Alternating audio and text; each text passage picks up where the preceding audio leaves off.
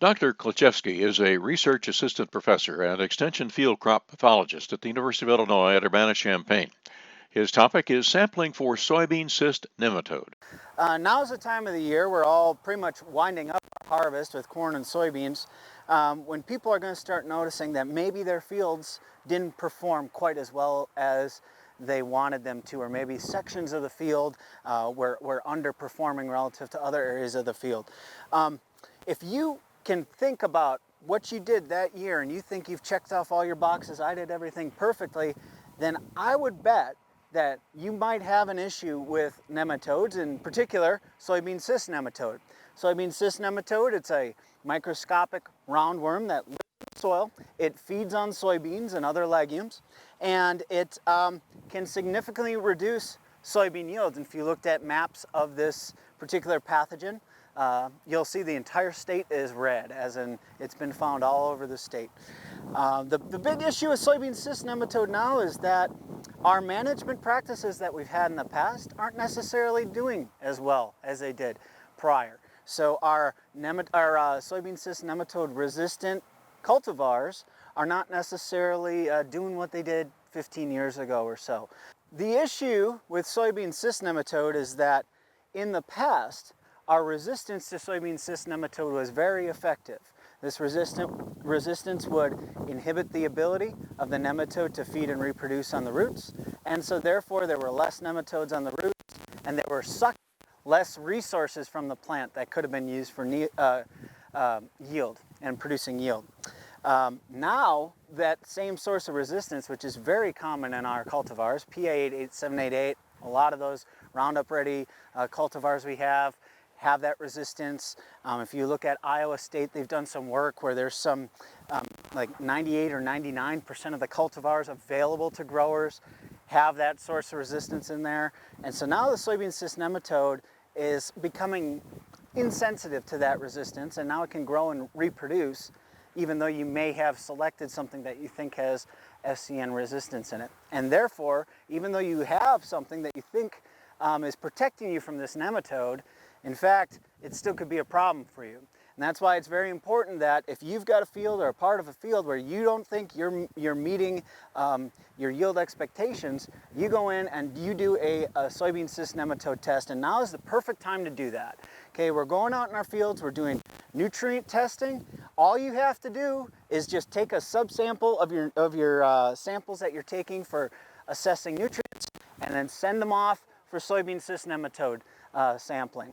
So the way you want to do that is this is obviously what a lot of us are going to be doing. This is just a typical soil probe, and we're going to get in there.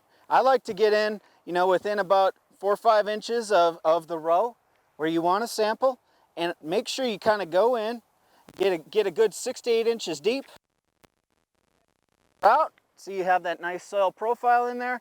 Remember, this nematode is going to be feeding on the roots and producing eggs in the nearby soil, so that's why we want to sample this. Then what you can do is get yourself a bucket, okay, and you'll go through and you'll add that core to the bucket. And then typically what I say is you want to go into your field, you want to survey in kind of a zigzag type pattern to make sure that you have a representative sampling of the field. You don't just want to be going at the field edges or certain areas. You want to get yourself a good 15 to 20 cores per every 10 acres or so. Mix those together, mix them up, put them into a plastic bag. Then you want to put those samples immediately into a cooler and keep them cool until you send them to wherever it is you want to send them for assessment. There are many different places in Illinois, private labs that will do nematode assessments, as well as the University of Illinois Plant Diagnostic Clinic does a really good job with that as well. So what they'll do is they'll take that soil, they'll extract the cysts and eggs, they'll count the eggs, and they'll give you a number, and that number will indicate the amount of, basically the amount of nematodes in your soil and your risk for having yield losses due to soybean cyst nematode. So don't think that because you don't have a fancy soil probe, you can't sample for SCN. The key here is just getting out there and getting those soil samples. So you're going to use that same zigzag pattern. And what I like to do is, again, with the probe, we're going in, we're getting a real tight sample. This one's going to be a little wider. Just get in there and make sure you get into that soil profile and, try to get yourself some good samples.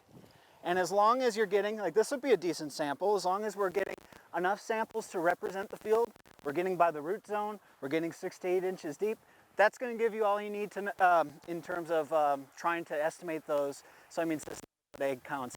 If you have gotten your results back, and it does indicate that you have high levels of SCN, there's a couple things you can do.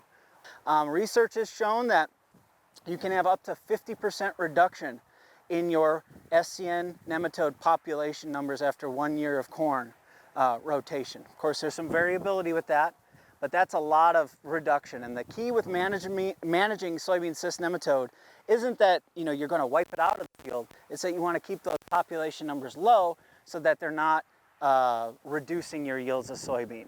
Okay, so first thing is to rotate.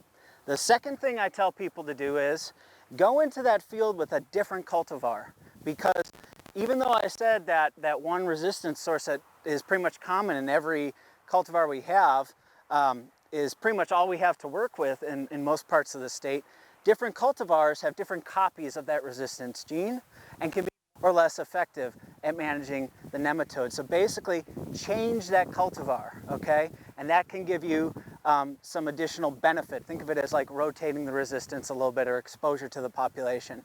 And the third thing you can consider is using some nematostat protectant seed treatments. And there are several of these out there, biological and chemical.